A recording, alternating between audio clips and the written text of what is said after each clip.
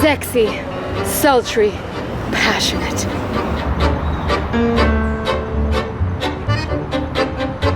Stylish and sophisticated.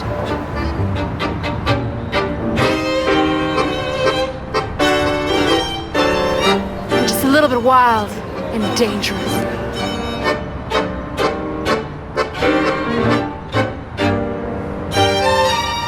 Bienvenidos a Buenos Aires.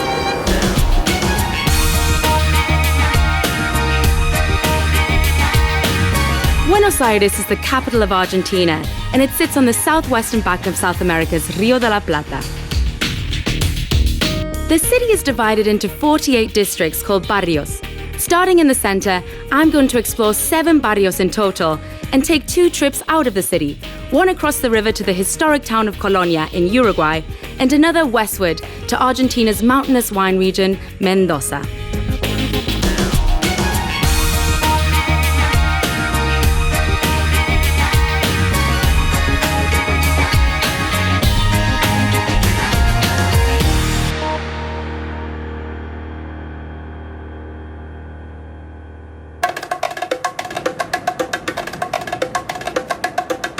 Buenos Aires is the largest city in Argentina and its capital. Founded by the Spanish in 1536, the city was forged by European immigrants, but really began to take off after it gained independence from Spain in the 19th century. By the early 20th century, it was the richest city in South America. With money rolling in, the architects of Buenos Aires set out to create a European-style city that could rival the grandness of Paris. And today, it's regarded as the most cosmopolitan metropolis on the continent. But scratch beneath the surface, and you'll discover a sensuous Latino soul, and my hotel is no exception. 2, lado, 3, disculpe, 4, 5, sí. ¿El Hotel Dandy? Hotel Dandy al lado. Ok. Academia de Gracias. Tango.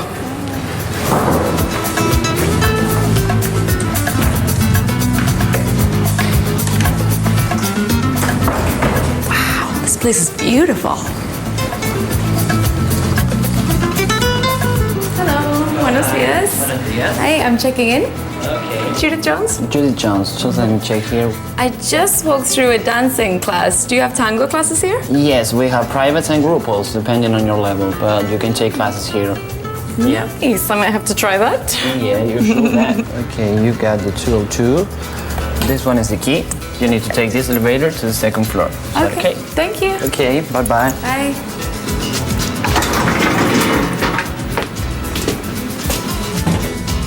Okay, bye. The Mansión Dandy Royal was built as a private home in the early 20th century, during one of the city's most prosperous periods, and it expresses perfectly the rich and whimsical spirit of the age.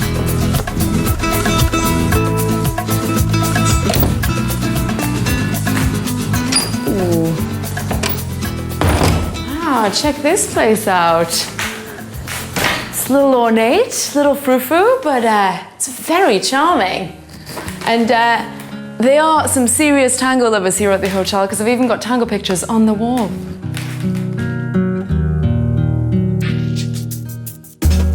Each barrio in Buenos Aires has its own distinct personality, and I'm starting with 2 of the city's oldest, San Telmo and La Boca.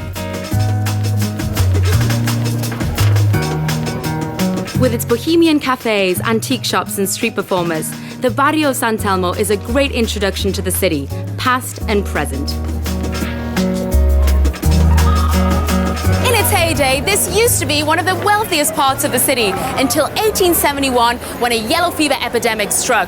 Most of San Telmo's inhabitants packed up and fled to the outskirts, leaving behind their beautiful homes and many of their belongings. And as you can see today, it's livelier than ever.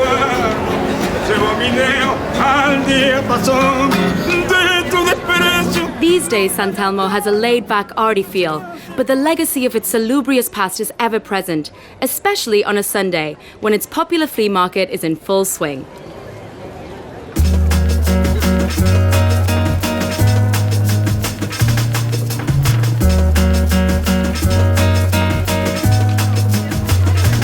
This market is full of cool odds and ends, bits and pieces. Maud, like it.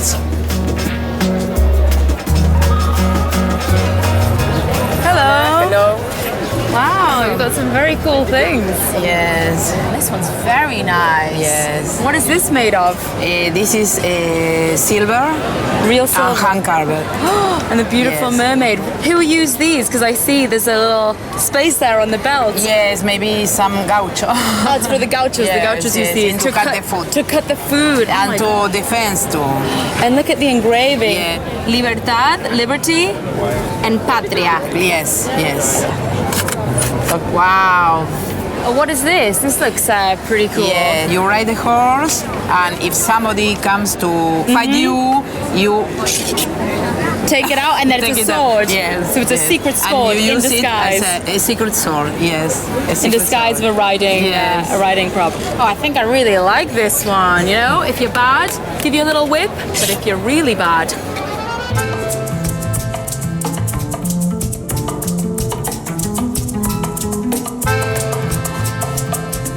If San Telmo was one of the richest barrios in the city, its southern neighbor La Boca is without a doubt one of the poorest. Between 1880 and 1930, some 6 million immigrants poured into Buenos Aires in search of work and a better life. Many were Italians from port cities like Genoa, and they settled here, next to the old dockyards of La Boca. Finding employment as ship workers, they soon turned the barrio into one of the most lively and, quite literally, colorful. the houses here are incredible. They've got all these different, vibrant colors. And this tradition goes way back. They said the ship workers were so poor that they would take whatever paint they had left on the ships to paint their houses with. These days, La Boca is still one of the poorest areas of the city, but it's also one of the most popular because what it lacks in wealth, it makes up for in character. I'm meeting up with Hernan, a local of Italian descent. We are now actually at the main square of La Boca. This is where all the action happens. Yeah. To your left, we have the river. This was originally the port. The first commercial port of Buenos Aires was here because this was the place where the foundation of Buenos Aires took place in 1536. Okay, and obviously lots of tourists here and a lot of tango dancers as well. Why is that? Because La Boca is actually the place where tango was born. All the immigrants from Italy, from Spain, brought their instruments and their music, and they all blend in here together, and tango was born. You can see a mosaic there of Carlos Gardel. Oh, yeah. Carlos Gardel was our first famous tango singer. He is our god in tango singing. You know, he is the voice of tango. And actually, even though he has been dead for a long time, we say that he sings better every day. Oh, really? That's brilliant. Absolutely. But I heard, Hernan, that he is Uruguayan, actually. Well, you know, and I heard also that tango was from Uruguay. Yeah. So yeah, that is a very common, I would say, misunderstanding. Okay, you're claiming it as yours. Absolutely, absolutely, Okay. it's ours.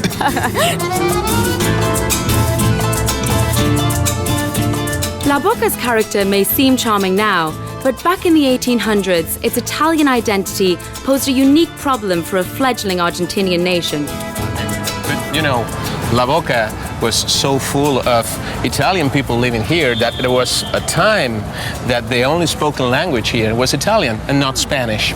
you can see over there the sign saying Republic of La Boca. Right, yeah. And there's a story behind that too. This happened in 1882. A group of workers from Genoa were actually not very happy with some politics about the government at the time, so they decided to create their own republic.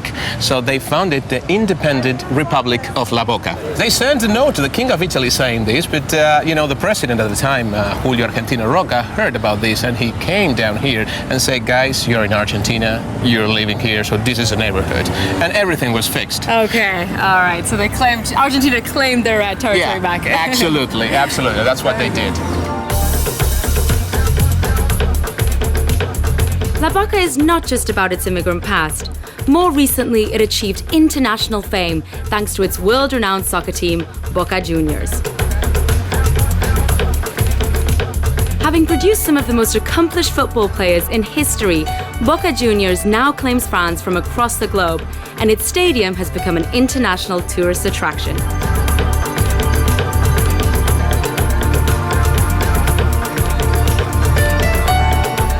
Look at this, they even have a football walk of fame. These are the handprints and the footprints of some of the most famous soccer players here in Boca. Who do we have? We've got Hugo Gattu, don't know him.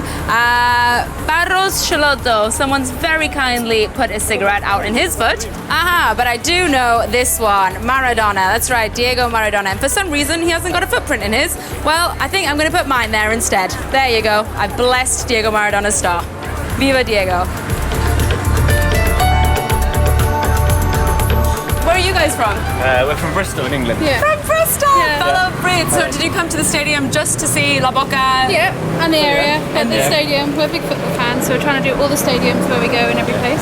So who's your favourite team? Are you more Argentinian side or English side? At the moment, maybe Argentinian. Now that you're here, Yeah. be careful. Yeah. Where are you guys from? Israel. Oh, Israel. You came all the way from Israel to see the Boca Juniors stadium. Yes, of course. So what is it about Boca that makes you love it so much? Boca, a magic team. They have a magical way of playing. Yeah. Yes. Who's your favourite player from the Boca? Maradona, all time Maradona, Argentina. All the time. Messi. Messi now. Messi now. Okay. Where are you guys from? ¿De dónde son ustedes? Somos paraguayos. Oh, from Paraguay. Ciudad del Este, Paraguay. Oh, from Ciudad del Este. And so you came to see the stadium? ¿Viniste para ver el estadio? Sí. Fanático de Boca también. Oh, you're fanatics of Boca. Oh, of course. Okay. Boca Juniors. Football, tango, the locals are certainly skilled in fancy footwork. And since I'm not so hot on the pitch, I think it's time to get out my dancing shoes. Well, I had to do it. You can't come to Buenos Aires without taking a tango lesson. And my instructor Marcelo here is teaching me the 6 count. Is that right? Exactly. Okay. Am I doing all right? Perfect. Okay. Okay, so I cross. But when you cross closer, Like this? like this, exactly. Okay. It takes a little while to do that every 3 steps backwards and cross. Ah, I'm getting it. You see? There you go. With these 2 steps, these are the basic steps to the whole thing. Oh, I like the cross. It's very good. But originally, tango was danced with 2 men. It wasn't man and woman. Right. Basically, the men would wait in the brothels for the women, and they started playing music in these halls. Yeah. They had nothing else to do, so they started dancing. Starting in the brothels like that, it's an extremely sexual dance, and it was somewhat forbidden. You know, they weren't allowed to really do it, you know, in clubs and stuff like that. But tango, in the end, it's all about passion and love and fiery kind of. Right. I mean, it's Buenos Aires in a nutshell. Ah. It's a time machine. It transports you to another era where, you know, men walked around with roses and handed them to women, and it's a vertical love is really what it is. It's an amazing transfer of energy that feeds my soul. Am I feeding your soul now, Marcel? More than you know. We should try it from a close embrace now because this is really... Okay. People just dance with like one time with this person and then they move on to the next person? Right. Wow, it's quite a close connection to have with someone for 2 minutes. Yeah. So how can I get a guy then to dance with me at a milonga? Well, here it's different than in the United States, where in the United States you could just go up and ask someone to dance. Here it's way more eye contact. So how do I have to look for, you know, to give the sign that I want to dance with them? Basically like you're undressing them with your eyes. Oh. You have to break into them. Okay. Is that right? Right there. And then I go forward. Right, exactly. Yay! And then I'm dancing tango!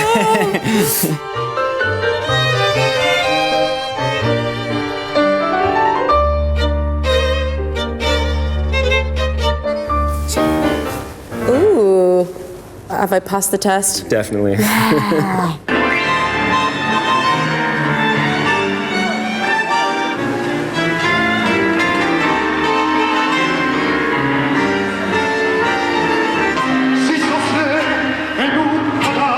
Okay, time to put my tango skills to the test.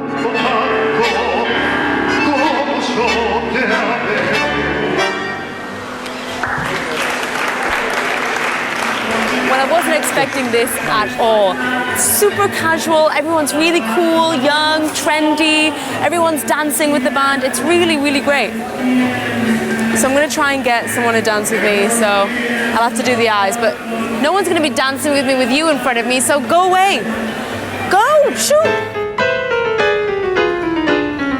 Buenos Aires has loads of places to dance the tango, called milongas, where romance and passion await anyone with a burning in their soul and a good pair of heels. I'm checking out one of the trendiest, the Catedral.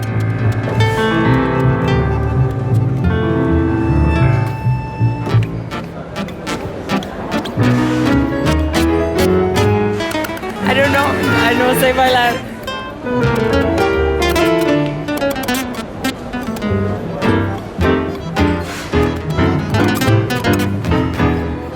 Because of its dubious origins, tango was despised by the elite of Buenos Aires for decades. But when its popularity began to soar in Europe and the United States, Argentine high society had to think again. And today, it's without a doubt the city's most beloved dance.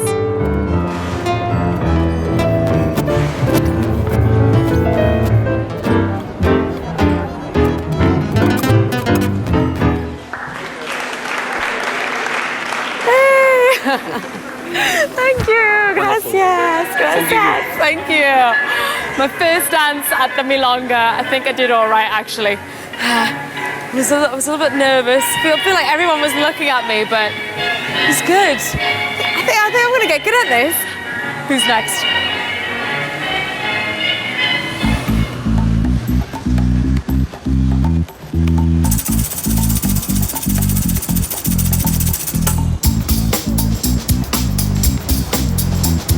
Home to some of the widest boulevards in the world, top-class hotels, theaters and public spaces.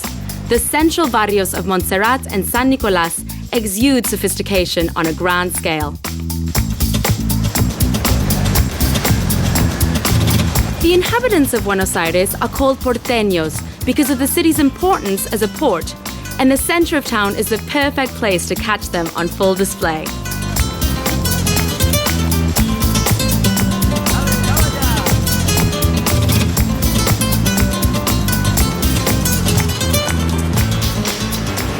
Easy getting around the center of Buenos Aires. In fact, you can walk most places. But what's even better is getting the quick and simple metro system, what the porteños call subte.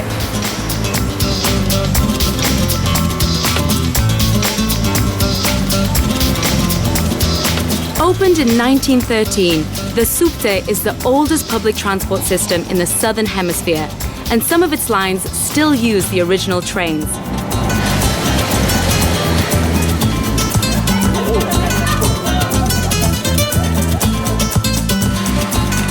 Wow. Well, I wasn't expecting this. So old. I feel like I've been transported back to another century or something. Service on the subte is not very extensive, but at less than $1 a ride, it's a cheap and easy way to get around the center. Look, they even have air conditioning.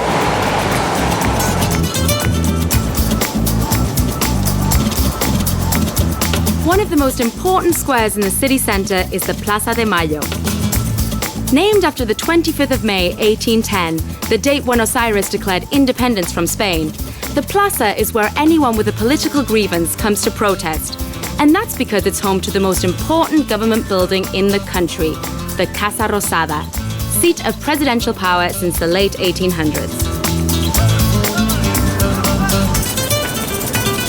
Santiago is a local guide with a passion for politics.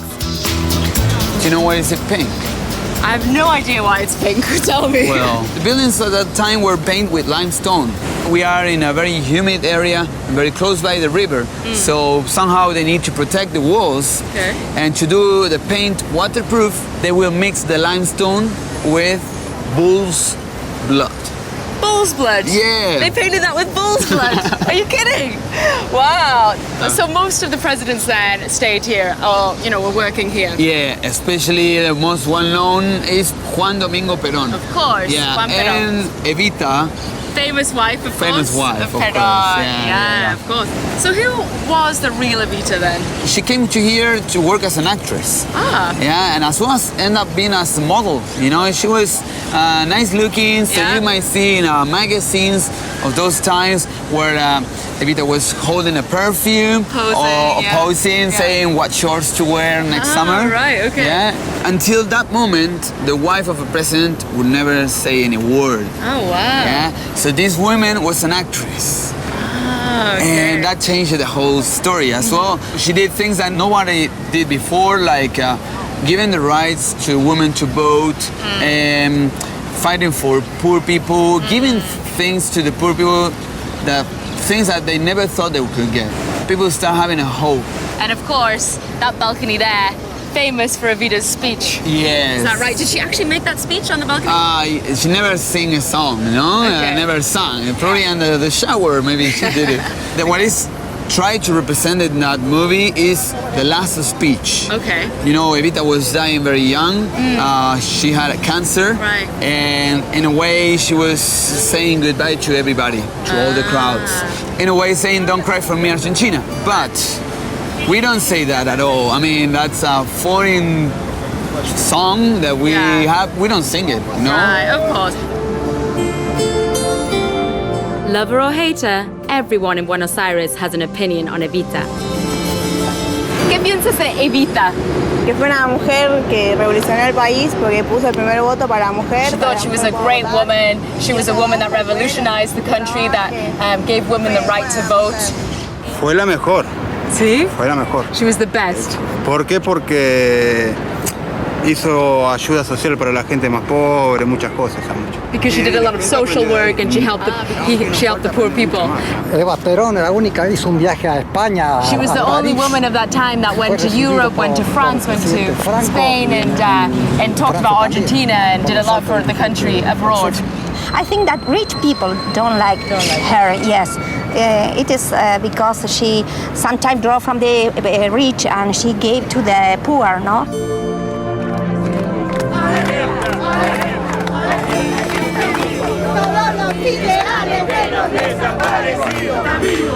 Argentina's political past has not always had the glamour of Evita. In 1976, the country suffered a military coup, resulting in a junta that lasted 7 years. During that time, a reign of terror was unleashed against anyone considered subversive. Known as the Dirty War, tens of thousands went missing, many never to be heard from again. They're called the Disappeared, and people still gather at the Plaza de Mayo once a week to demand answers. These women are called Los Madres. They're the mothers and relatives of some of those that went missing during the dictatorship. Some of these women have been marching since 1977, demanding an explanation as to the whereabouts of their missing loved ones. And the photographs they carried represent the disappeared.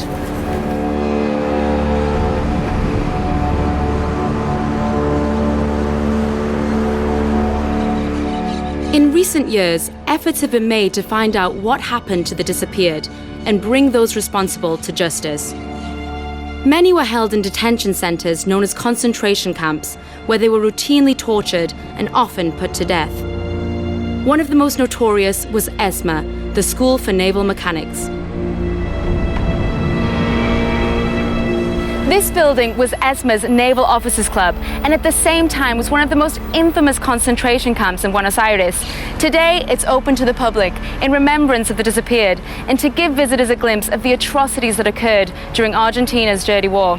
Well, I'm not going to take the front entrance today. I'm going to go the back way, the way the prisoners entered.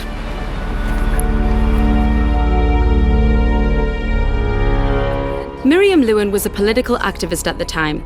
She was abducted in 1978 and interred here, where she was tortured and then forced to work as an English translator. She was one of the lucky few who survived. Well, this is what they call the basement. Through that door, they used to come in with the people they just kidnapped, right? They were blindfolded and generally with handcuffs.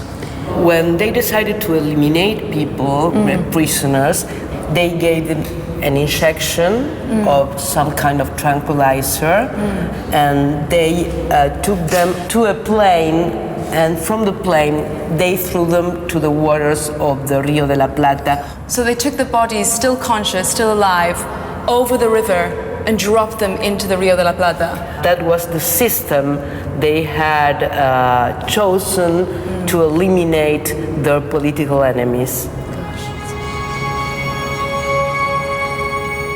Perversely, while captives were being abused in the basement, officers continued to live upstairs, attending social events in the bar and ballroom and sleeping in dormitories.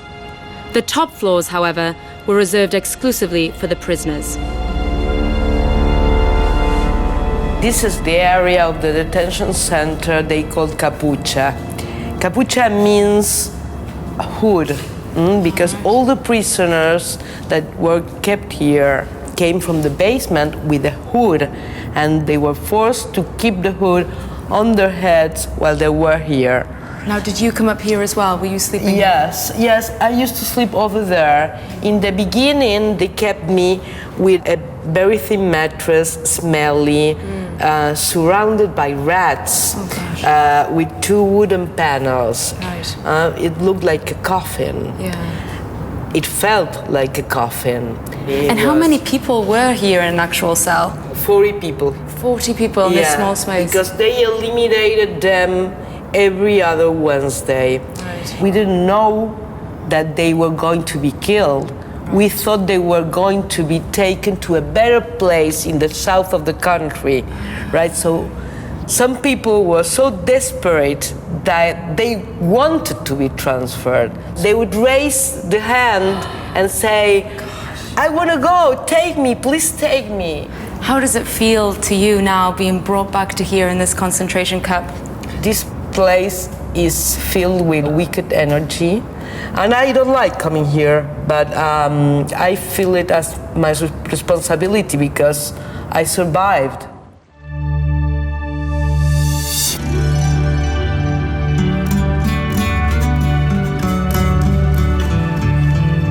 The scene of many crimes during the Dirty War, the Rio de la Plata River is also the lifeblood of the city, connecting Buenos Aires to the rest of the world. So I'm doing what many porteños do and catching a boat out of the country for the day. I thought I was getting a little ferry. It looks like the Titanic.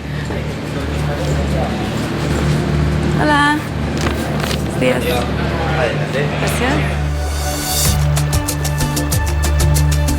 I'm heading just 45 kilometers across the Rio de la Plata to Uruguay and the historic town of Colonia.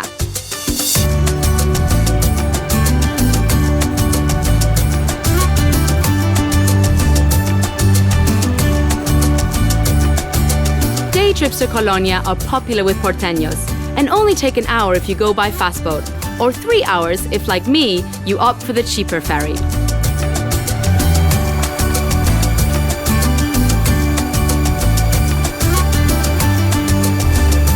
Colonia may be just a short hop from Buenos Aires, but it's like another universe and the perfect antidote to big city fatigue. But Colonia's tranquility belies a turbulent past. Founded by the Portuguese in the 17th century as Colonia del Sacramento, the town was designed to rival a Spanish-controlled Buenos Aires, and its position overlooking the Rio de la Plata turned it into a hotly contested site. Maria del Carmen was born here and is taking me on a tour of the old town. Maria, this is a very impressive drawbridge. Yes, it is. It was the entrance to the old city in Uruguay, and this is a restoration of the wall that defends the city. Very impressive. Well, let's go through the drawbridge, shall we? Please. Okay.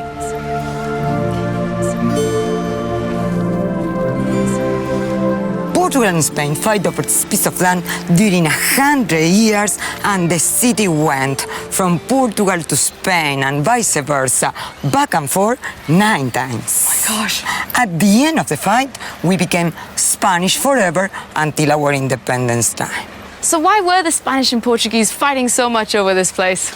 Because of the river, because this is an strategic location, because they navigate by ship to get to the north silver and gold from Peru, and they were carried to Europe by ships. Right, so it's more for trade than anything else. And why is it called Rio de la Plata? Rio de la Plata, it means silver. Right, of course, River of Silver. Because of silver was in Peru, because it looks as a silver color shining under the sun. Of course it does, it looks beautiful today, yes. Now I can see why.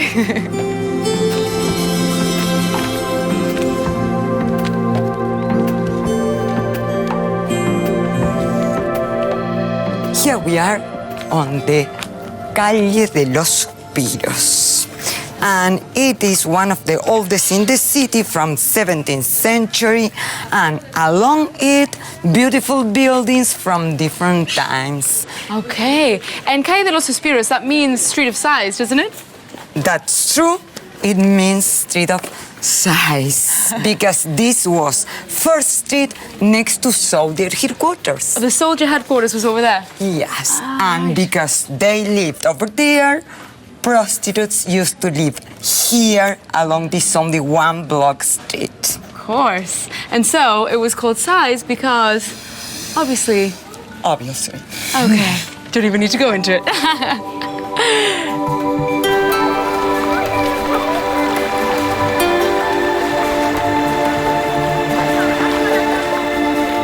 Well, it's been a beautiful day here in the sleepy town of Colonia. I'm ending my day in the most beautiful way, watching the sunset over the Rio de la Plata. They say you can see Buenos Aires right here from Colonia. I can't quite today, it's a little hazy, but so close. Yet I'm telling you, such a world away.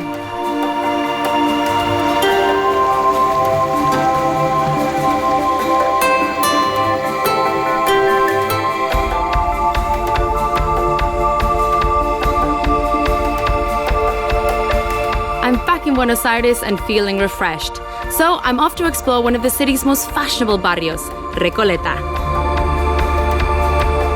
With its Parisian-style architecture and chic shops, Recoleta is one of the poshest parts of Buenos Aires.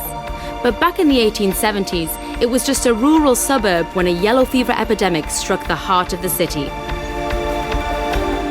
Many wealthy inhabitants fled barrios like San Telmo and moved here, transforming Recoleta into the new home to old money.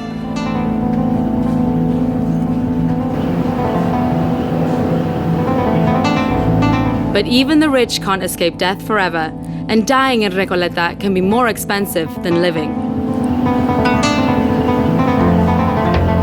Possibly the most exclusive graveyard in the world, Recoleta Cemetery is the final resting place for the city's richest and most influential residents.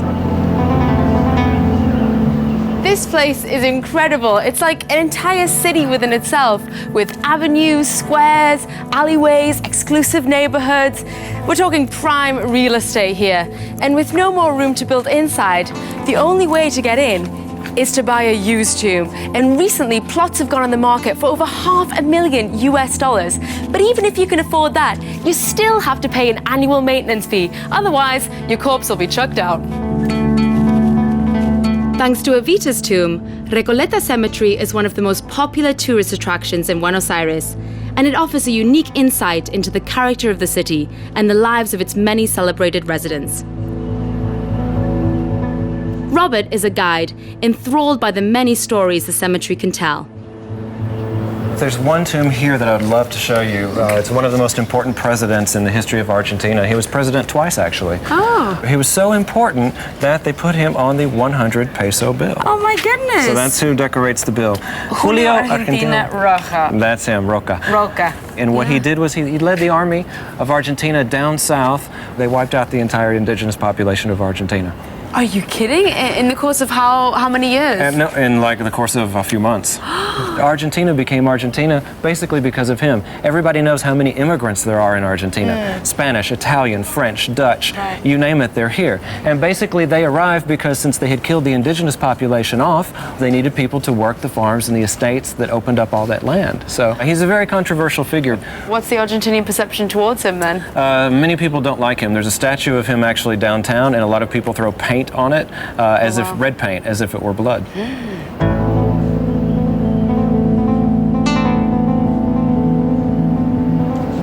All cemeteries have urban legends, and this one is no different.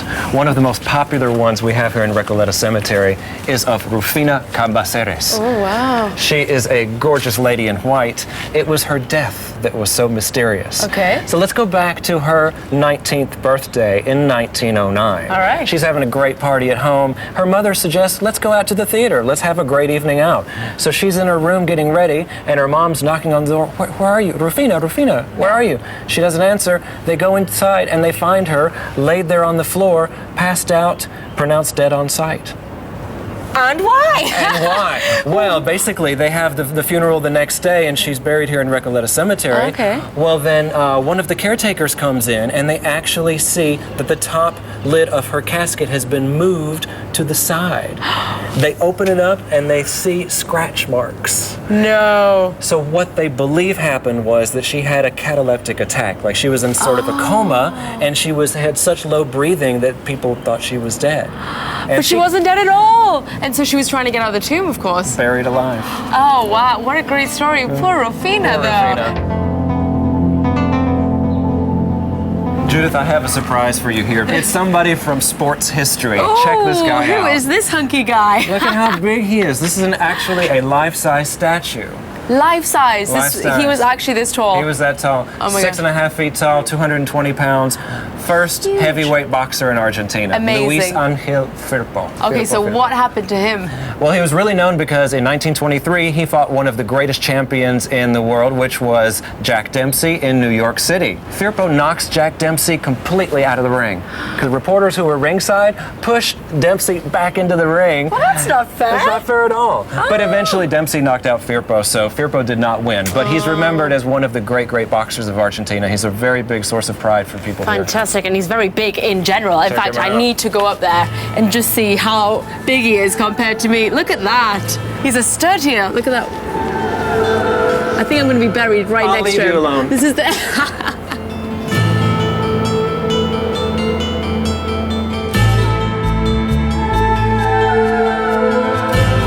I'm leaving the city again, this time by plane, and heading west to Argentina's famous wine-producing region, Mendoza.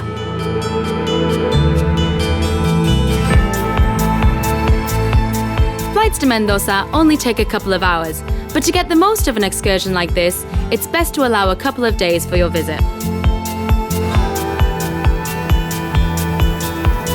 Stretched out across the plains beneath the Andes Mountains, Mendoza is blessed with the perfect conditions for growing grapes.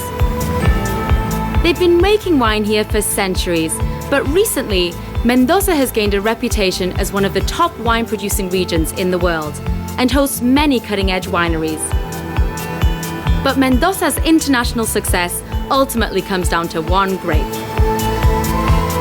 These are Malbec grapes. Now, they were brought here from Europe by the first immigrants to the region. Now, in France, they were originally considered as a less noble grape variety, and they were practically phased out. But here in Argentina, they've been flourishing, providing mouth-watering results. Now, they look very juicy, so I have to taste one. They're really sweet.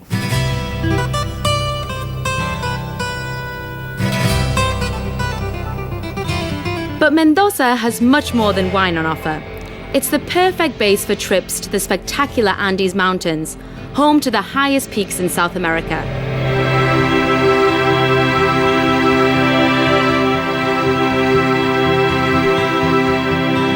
This stretch of the Andes forms a natural border between Argentina and Chile, and the roads running across it have carried travelers for centuries. I'm exploring some of the lower peaks with Ignacio, a local guide skilled at spotting remnants of a past going back millions of years. Judith, I want to show you something. Okay. It's a fossil of a tree. The fossil of a tree. Can you see it? Yeah, yeah. That was the trunk of the tree? It's the trunk of an Araucarian tree. And how old are these trees? 20 million years? 20 million years old. Yeah, yeah. Wow. The amazing thing is that Charles Darwin was here and he discovered it. All right. So why was this so important for Charles Darwin then? This kind of trees doesn't grow here. All right. Yeah. Where do they grow? They grow at sea level. It's very crazy, Yeah. but with the formation of the mountains, Yeah. it rises up. Oh, right. And so he took that information. For his book, Okay. The Origin of the Species. Oh, yeah, yeah. Very cool.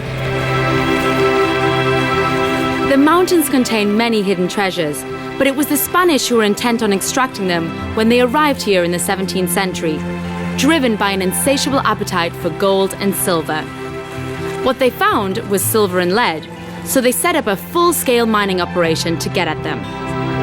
Though mining no longer takes place here, you can visit the old Spanish ruins and the 25-kilometer network of underground tunnels. Oh, wow. It's very dark. Yeah, it's very dark here. Oh, look, Judith. Can you see this rock? Yeah. Can you see the silver there? It's beautiful. It's all sparkly. It's very cool. Yeah. Oh, can I take this with me? Yeah, it Like would it's all be too very heavy. difficult. Oh, it's gorgeous. It's very cold and creepy in here. How much longer are we going to go? I think a couple of meters. Okay.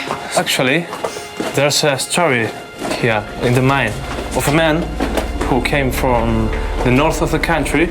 Okay. It was a miner, and he has killed 2 people there in Okay. another mine. Okay. Then he came here and killed another one.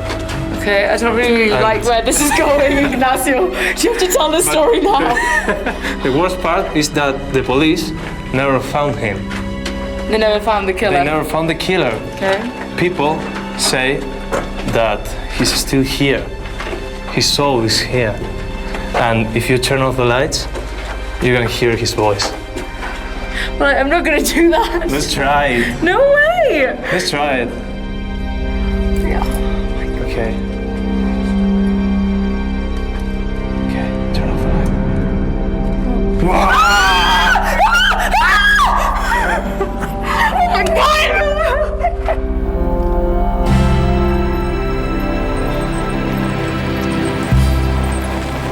You see these mountains? Yeah? Okay, behind that Yeah? is Chile. Oh, no way!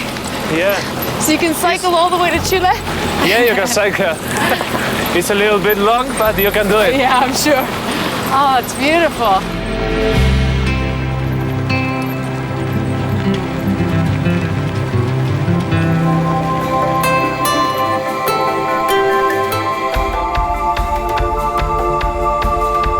I'm back in Buenos Aires, and inspired by my excursion to the countryside, I've decided to explore some more of Argentina's rural culture right here in the big city. But to get there, I'm going to have to take a taxi. I'm heading beyond the reach of the subte system to the city's southwestern edge for a celebration of country life in the barrio of Mataderos.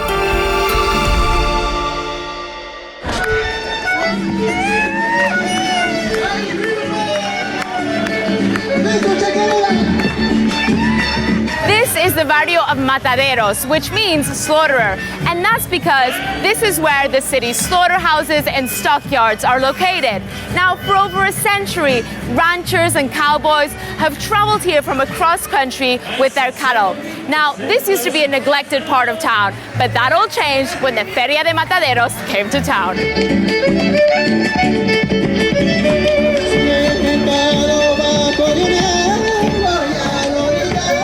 Every weekend, porteños and cattle ranchers from across the country converge on the barrio of Mataderos to celebrate the sights, sounds, and tastes of Argentina's gaucho heartland. I'm ready to get stuck in. Well, you can't come to Argentina without having a juicy steak. So this is the food area in the gaucho market, so I'm going to see what they got. And actually, I can smell that barbecue from here. Let's see. Oh, this is it. This is what I want. Look at this meat. Absolutely beautiful. Oh my goodness. Hola. Sí, me gustaría vacío. Sí. ¿Cómo se sirve? Con pan. ¿Con pan? Sándwich. Oh, okay. Dale. With beef and leather goods two of the country's biggest exports, Argentina has gained a reputation for producing some of the finest steak on the planet. And over the centuries, Buenos Aires has grown rich by exporting it to the rest of the world from right here in Mataderos. Oh my gosh, if there was smell-o-vision. It smells so good. Ah, this is it. Salsa. This is the typical traditional chimichurri from Argentina. Claro, chimichurri, perejil, ajo, garlic, ajo molido, parsley, claro, mint. Sí, moverlo hasta claro. Muy bueno. All right, look at this. All right, I'm doing as the gauchos do tonight. Let's try it. Muy bien.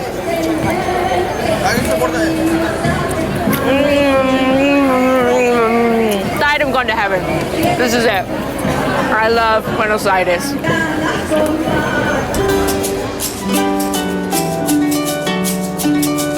The festival showcases some of the best folk music in the country, but it's the dancing that most people seem to love here, especially the cueco, a traditional courtship dance popular among gaucho cultures across South America. The scarves are used flirtatiously to woo your partner without touching. Oh well, when in Rome.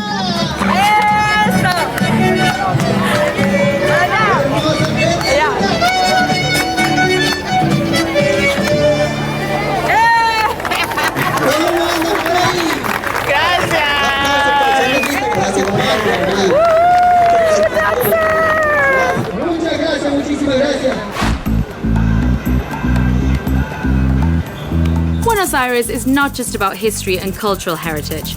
It's also a modern metropolis and one of the most cutting-edge cities in South America. So for my final day, I'm checking out one of its trendiest neighborhoods in the barrio of Palermo.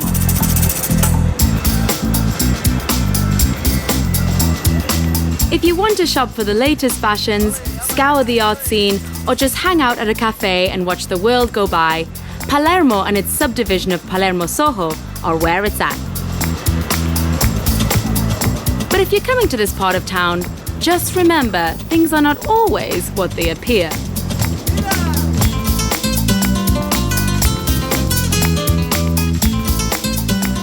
These paintings are by Carmelo Arden Quinn, an Argentinian artist known for breaking the traditional frame.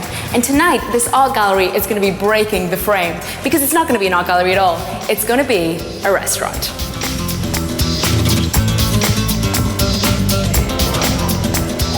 A cross between a dinner party and an exclusive eatery, the closed-door restaurant phenomenon is taking Buenos Aires by storm, serving innovative food in private locations for people in the know. I'm attending one of the most talked-about closed-door events in the city, Max's Supper Club.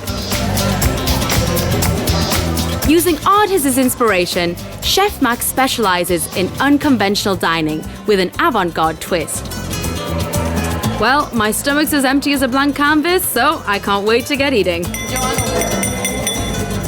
This evening is inspired by the Muddy art movement. And just like Muddy is trying to break the paradigms of what the role of the frame is to the painting, I'm going to try to break the paradigms of what the role of the plate is, the frame, to food. Got that? Right, for starters, it's sesame prawn toast with sweet quince and chili sauce on a cassette tape. Okay. Very good. Sweet, savory, and of course, accompanied with some music. Max takes his themes very seriously. Everything on the menu, from pumpkin and truffle soup in a bottle to char siu pork with rice on a brick, is creatively presented and delicious. Oh, wow. So far, the meal's going down a treat, but word has it, dessert is going to take things to a whole nother level. I've been given some plastic gloves. I have a feeling this is going to be messy. The dessert is going to be a cheesecake of banana and dulce de leche. The frame of the dulce de leche will be yourselves. Everybody needs to enjoy dulce de leche once in his life. erotic experience in life. Yes, orgasmic. Yes. Dulce de leche is a sweet toffee-like reduction of condensed milk that drives Argentinians mad with desire. Aquí! Mira!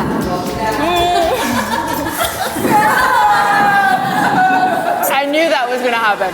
These Argentinians.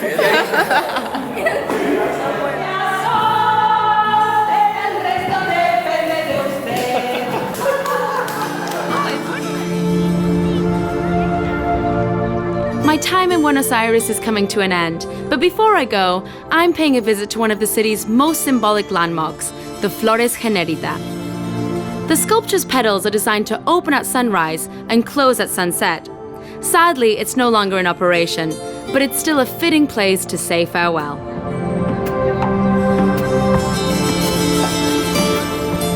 Buenos Aires really is an amazing city, full of life and full of contrasts. Fast-paced yet easygoing, impulsive and passionate yet sensitive and thought-provoking, vastly rich and yet at the same time heartbreakingly poor. And I suppose this flower really does sum it up. Larger than life, shiny and proud. And although it's not working quite the way it was designed to, it's breathtakingly beautiful all the same.